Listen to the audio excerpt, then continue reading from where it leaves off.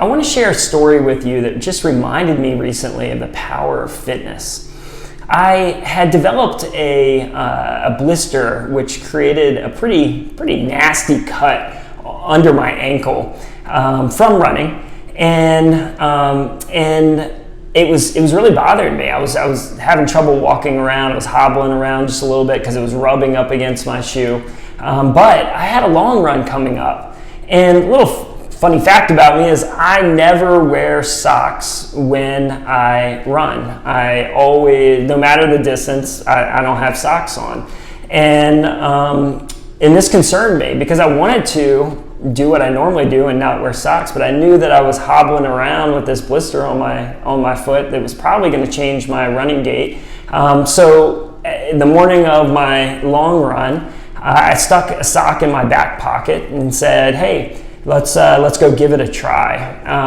And as I ran, I got 3/4 of a mile in, and I noticed that the pain of that cut had gone away.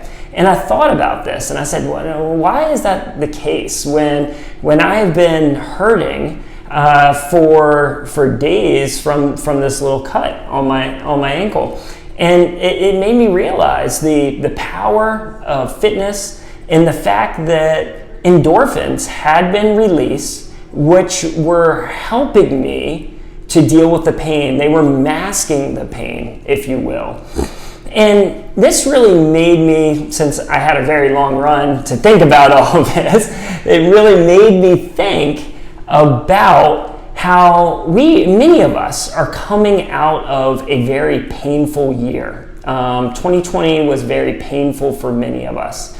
And it left us with some cuts that caused us to limp, it caused us to hurt a bit.